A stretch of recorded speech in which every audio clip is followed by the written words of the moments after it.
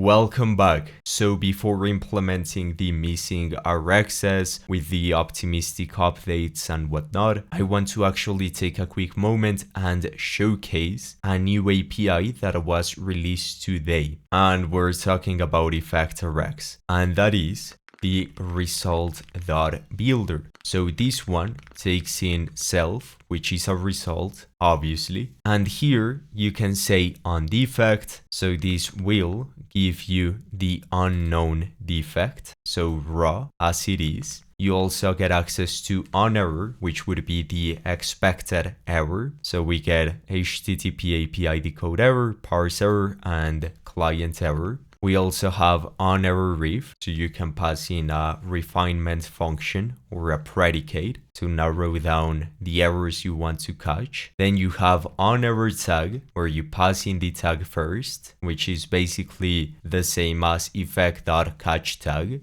And this will properly narrow down the error for you, as we can see here. And we have on failure, which gives you access to the cause. So maybe you just want to show a catch-all message like we have here with the on defect saying something went wrong. Then you can use this method. We have on initial, we have on success, and this one will give you the unwrapped value, as we can see here. So we get the array of styles, while match with waiting will give you the result. So just a small API misalignment, but I'm sure down the road this will be way more uniform. And then we have on waiting, which gives you access to the result, so you can check if it's initial and whatnot. And finally, you have the or else and or null. Pretty self-explanatory. So let's refactor this to use this new builder. So result builder styles result, and then we can say instead of on defect and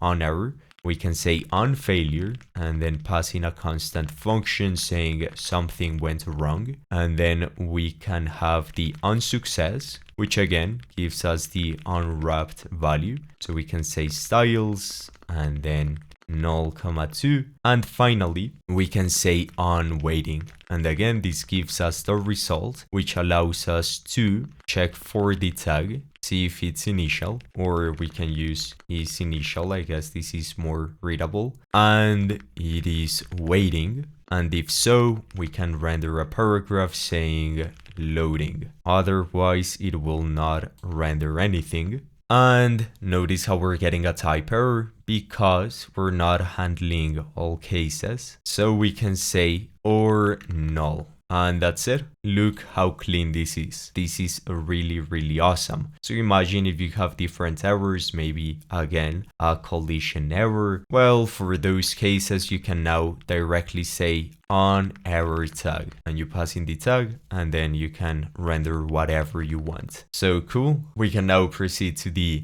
Rx's. So let me open up the RPC. So we are aware of what we need to support. So we have upsert and we have delete, and we have the different payloads. So again, UpsertStyle payload takes in an optional ID. So let's add the delete one first. So we can come here to StylesRx and we can say, let me get rid of this old one. We can say export const delete style rx and then rx runtime dot, and this will be a function, not an rx, because it needs to take in the ID. So we can say effect dot function, and here we get access to the ID, which would be a style ID. And for the second argument, I believe we get access to the registry. So as we can see, we get access to the registry here. However,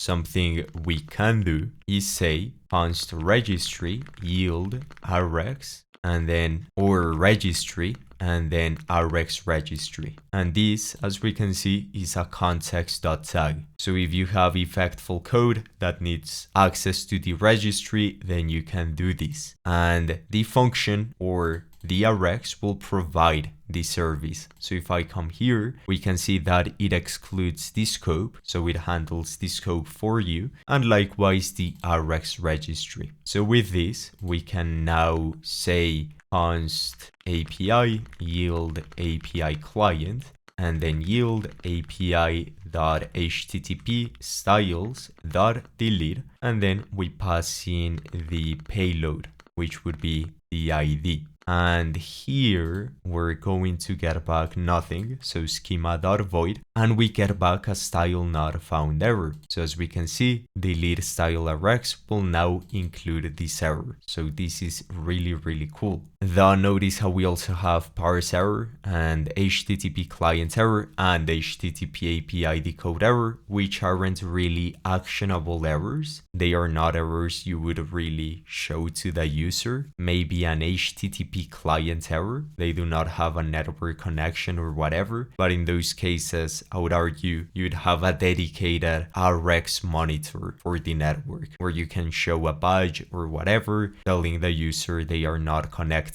So in that case, I would model these as defects, and so the Rx would only have style not found error. So I'm going to see if we can do something about this, because this comes from this client, which means we would need to fork the native module, which is this one, and get rid of the errors, like a transform error basically, but that's for later. Anyway, for now, once we delete this, we can either refresh styles Rx, which is the dirty way in my opinion, because you'll get a new network request. So you can say registry.refresh and then styles Rx, or we can mutate this. But we're going to do that in a moment. Let's focus first on these base Rx's. So once we have a delete style Rx, let's do something. Let's render everything. So we're going to have a style item, and this will take in the style, and here we get access to the style, and then we can return, and let's do it the raw way with no styles, where we can say style.name, and then let's add a break line, and then style.rule. I'll ask an LLM to make this look nicer, but for now this will suffice. So we can now come here, and for each style, render the style item, where key is style.id, and style is this style, and we need a way to create a style. So let's come here and let's export UpsertStyle Rx. Same thing, this will be a function, and then function untraced, and we get, in this case, I guess just the UpsertStyle payload. So let's say payload, and let's use the same type, and here we get access to the API client, and then return yield, and then API.http styles, and then upsert with this payload. But let's actually not return anything, and instead do a registry, and let's duplicate this line, registry.refresh styles Rx for simplicity. And we're getting a typo here. Property payload is missing, so this is actually an object like this, and we're good to go. So now let's come back here, say UpsertStyle, and this will just be a normal component, which we're going to refactor into a dialog and integrate TanStack form and whatnot. But for now, for simplicity, let's have the input for the name, so react.useState, and this will be an empty string, and we'll have the rule, so set rule, and then useState, same thing. And now let's return a form where we need to, or actually for the validations and whatnot, let's use TanStack form without any styles. So use form, and then we can say make form options, and here we can pass in the schema, which would be the UpsertStyle payload. And then we have default values, which will be the encoded type. So this is a utility I created where it takes in the decoded type and the encoded type, and it will ensure that for your default values and, well, whatever we're receiving will match the encoded type, and thus it will validate the input by transforming it into the decoded type. So here we can say name, an empty string, rule, empty string, and this is pretty much it. And we're missing the type of validator, which would be onSubmit. And with this, we can now say form.handleSubmit, where this will invoke this handler here. And let's see, we get access to the value where we need to decode it. So decode sync, and then the UpsertStyle payload, and we pass in the value, and then we can get access to the Rx. So we can say upsert state, upsert, and this will be useRxPromise, which doesn't exist, by the way, so we need to create it. So we're going to come here under lib, or actually under Rx, and we'll create utils.ts file, or rxutils, and we're going to say useRxPromise is equal to, and here we're going to have the setPromise, so return useRxSetPromise, and we're going to have the useRx value. And now we can take in the Rx, so rx.rx, this will be generic, and if we recall, this will have actually only one generic, but for the useRxSetPromise, it will take in a writable Rx, where a function is writable. So we can pretty much copy this and then have the different generics, and we can say useRx value and useRxSetPromise for self. Great. So now we can come back here and import our new utility, and as we can see, we get back the result, and we need to mark this as const. We get back the result, and we get back the function. So we can say UpsertStyle Rx, and now everything is nicely typed. Awesome. So we can come here and say this will be an async one, where we can say upsert and then decoded, and we can await this. And actually, on second thought, we do not need the upsert state because we can handle that via the form, unless there's a specific error this can fail with, style not found error, but that would be more of a defect. That means the client for some reason has an outdated cache. So I don't think we should act on that error particularly. So we can replace this with useRxSetPromise. And great. Okay, so I had actually recorded the whole walkthrough of building out this component, but I noticed that it was taking too long and it would make these lectures incredibly long. And after all, this series is for learning effect, not for learning how to type out components and how to build forms per se. We're interested in how effect comes into play.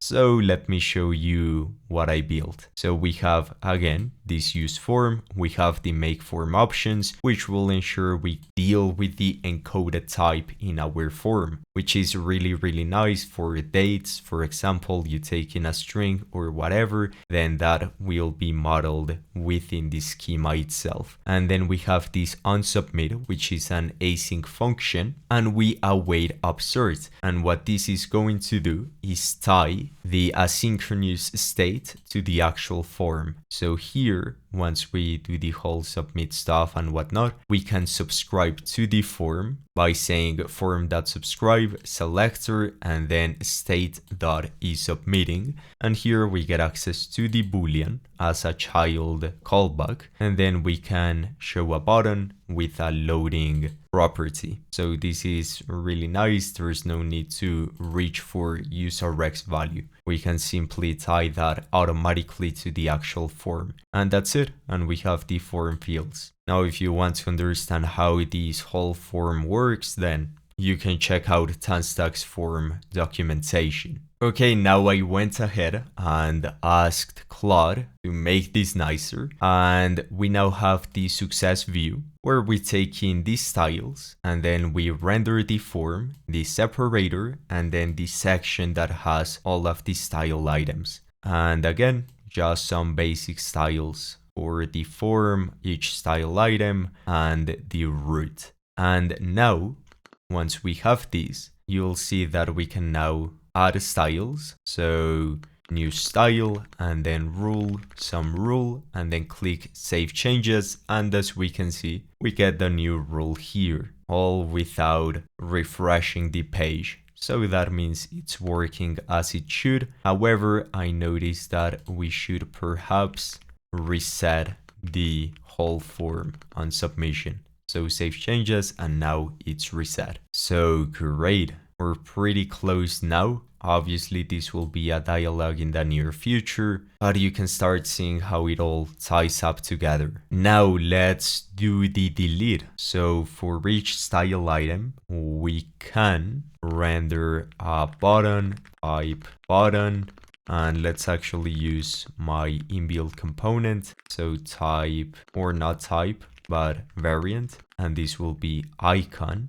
And then we can say trash icon and then size 4. And this is not a variant icon, but a variant ghost, and then size icon. And save this and then come back. As we can see, we have the delete button. I'll ask CRUD to make it look nice, but for now we can say delete is useRxSetPromise and then delete Rx, style Rx, and then here we can use our new hook, which is useRxPromise actually, and then we can say delete state and then delete, and then we can come here and say onClick, and then let's actually have the handle delete, and this will simply call delete by passing in the style.id, and then handle delete, and then loading will be delete state.waiting.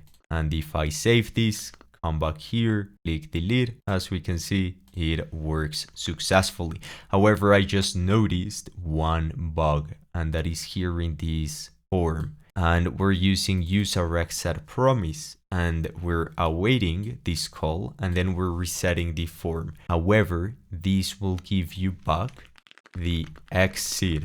This will not throw the error. So as we can see, we got back an exit. Thus, we should check that the tag is a success before actually resetting the form. But then there's another issue. The form itself also has a is submit successful. So let's say you want to show a different state on this, though in that case I would reach for useRx value, but nonetheless it's good to follow the best practices. So for that, here under Rx utils, let's create a useRxPromise, and then I'm debating on the name. We can either name it useRxPromiseUnwrapped, which is pretty universal, or we can say or throw, but this maybe reads weird, so I'll go with unwrapped. But if you have a more idiomatic name, I'm all ears. So here we can say const and then set and then useRxSetPromise, and then same thing. I'll actually copy this right here and then paste it here, and then we can say Rx, and then we can return our React.useCallback, where we are going to return, or actually say set and this actually requires arguments. So we can say this will be the right value, and then the options, which is going to be this right here. But we can also have TypeScript automatically extract the argument type, but I guess this is fine for now. And then we can say .then, and then exit, and then match. And then we can say on success, this will be an identity. And on failure, we can say pause dot squash pause, and then throw this. So this will be a promise of A. So now we can say export const and then useRxPromiseUnwrapped, which again is pretty much the same as this one, but instead we're going to say useRxValue and useRxSetPromiseUnwrapped, and then we can come back and use this variant. So useRxSetPromiseUnwrapped. And in this case, there is no need to check for this anymore. It will short circuit anyway. And we just await it. And as we can see, we get back a promise of void. And again, notice how we can pass in an abort signal. So you can define a useRef, have an abort signal, and perhaps on mount, you can cancel the request. Or you can in fact create your own hook that is going to call the abort on mount. So that's up to you. And that's it. Now this should still work pretty much the same. So save changes, and as we can see, it works. Okay, great. Now this lecture is getting quite long. So in the next video, we're going to see how we can turn this Rx into a writable Rx and what that actually means behind the scenes. And we will also take a look at optimistic updates. EffectRx offers an optimistic API. Though I'm a bit on defense on showcasing the super new APIs, I have a hunch they will change drastically, but hopefully they won't. Anyway, this wraps up the video. If you have any questions, feedback, whatever, do let me know in the comments. I'll see you in the next one. See ya.